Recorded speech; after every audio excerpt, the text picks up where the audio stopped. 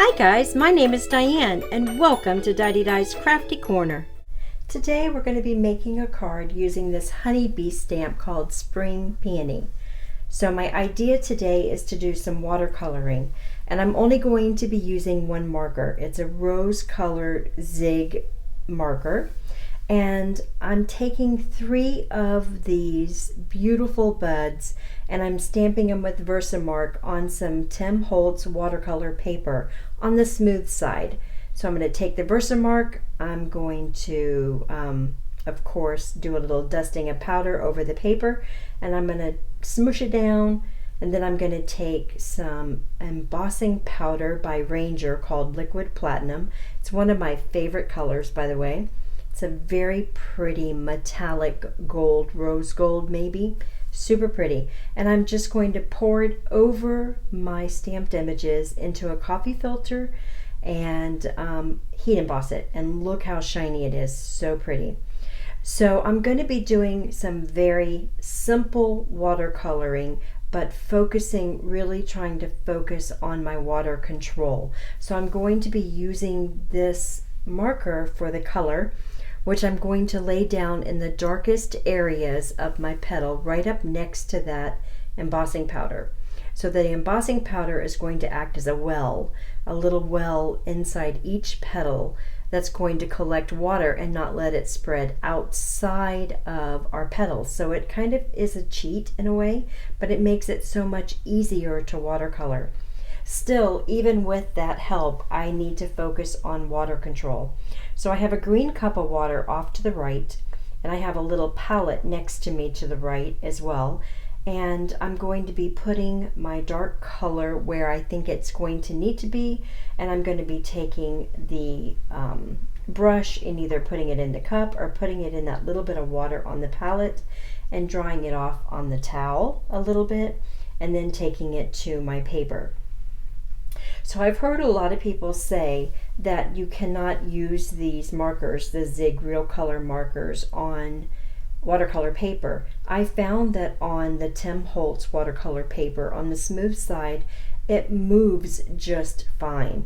Not as magically as it does on the Bristol Smooth as far as blending color to color, but for watercoloring, I think it leaves a beautiful effect, especially for flowers, on the Tim Holtz watercolor paper. So I use it often on the watercolor paper.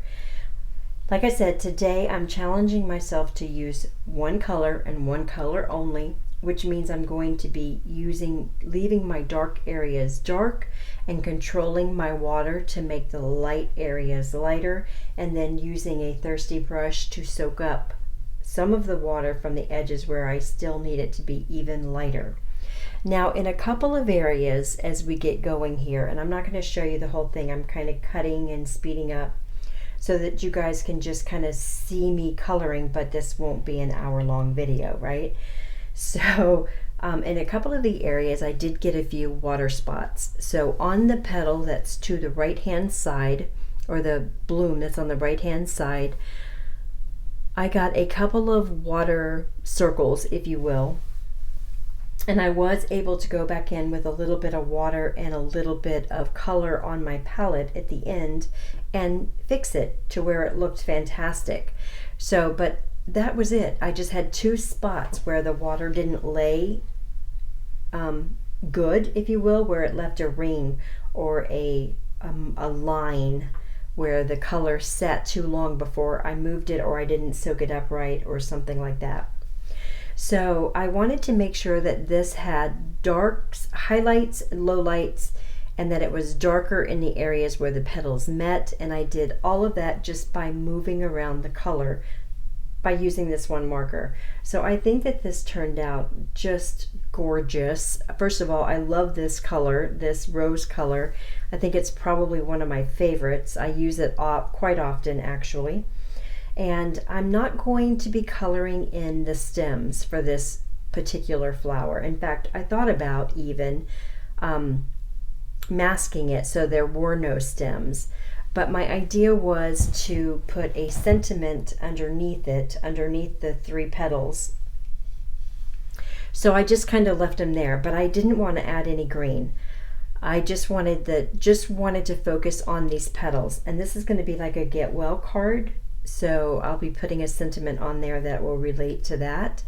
I'm also going to be using this same embossing powder to make a gold or a metallic layer to sit behind this card.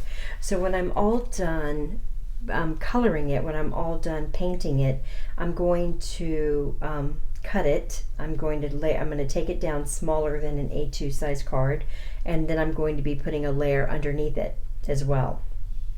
So I gave myself plenty of room so that I could cut it down. So one of the challenges that I think that I had with this particular piece was the inside of this piece that I'm working on right now, this larger bud. I think that I could have done a little more work in the bud itself to maybe make the middle of this floral image a little darker. I think that when you're looking at peonies and when they're closed like that, it's darker in the center than it is on the outside. But I kept it across of a little dark and a little light, and I actually liked it. I don't know, I just thought that this turned out super stinking pretty. So I'm very impressed with it. All right, I'm going to continue on here and finish up the painting and see if I can think of anything special I wanted to tell you. As you can see on the right hand side on my palette, I have where I scribbled the marker. So on these little plastic palettes, and here you can see where I went in and fixed that petal. You can scratch some of this onto your plastic palette and then pick it up with a brush. And there's the brush right there. So I've taken this and I've trimmed it down. So I'm just using my Hero Arts layering dies, the infinity dies, and I took it and made 2 sizes smaller, and then I took that embossing powder and I just embossed around the edges so that I could layer it up. I'm going to take a piece of fun foam and I'm going to take and cut it down. So I'm not even going to use a trimmer. I'm going to lay my little piece right on there, make it a little bit smaller, and I'm just going to cut it down to size. And I'll be using my art glitter glue to glue it down. So I'm going to glue the fun foam to our painted panel, and then I'm going to glue that the panel to the panel that I did in gold with the embossing powder, and then I'm just going to glue the whole thing down to a top folding A2 size card. And I'll hold it just for a few minutes, squish it down, make sure it gets a good bond, and it's super stinking pretty, right? I just think it looks so elegant, so pretty. So I encourage you guys to grab your florals and do some watercoloring. So there's a little sentiment I put on it. Here are some close-ups. I hope you guys enjoyed the video, and I'll see you in the next video. Bye.